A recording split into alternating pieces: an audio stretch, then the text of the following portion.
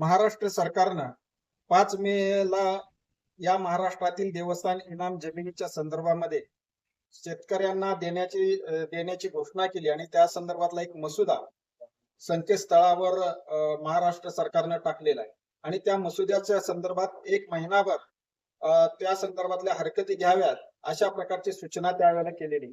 त्याप्रमाणे महाराष्ट्रातल्या हजारो शेतकऱ्यांनी आपल्या हरकती 5 जून पर्यंत विभागीय आयुक्तांच्याकडे नोंदवलेल्या आहेत.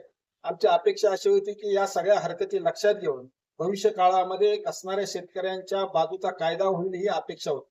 परंतु या महाराष्ट्रातील काही विघ्न संतोषी लोकांनी आणि ज्यांचा त्या जमिनीमध्ये ज्यांचा इंटरेस्ट आहे त्या जमिनी या गरीब शेतकऱ्यांना कशा जाऊ नयेत या प्रकारची भावना होती. त्यांनी या सगळ्या मसुद्याच्या संदर्भामध्ये अडथळा आणला आणि हा मसुदा रद्द करण्याची स्थगित करण्याची घोषणा माननीय महसूल मंत्र्यांनी केलेली आहे.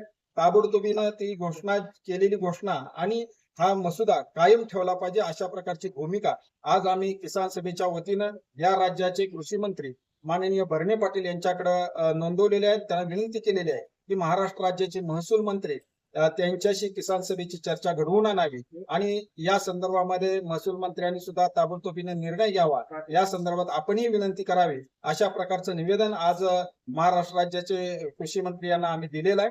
भविष्य काळामध्ये जर या संदर्भात महाराष्ट्र सरकारने निर्णय जर घेतला नाही तर आम्हाला अधिक तीव्र आंदोलन करावं लागेल हा इशाराही आम्ही या वेळेला दिलेला आहे.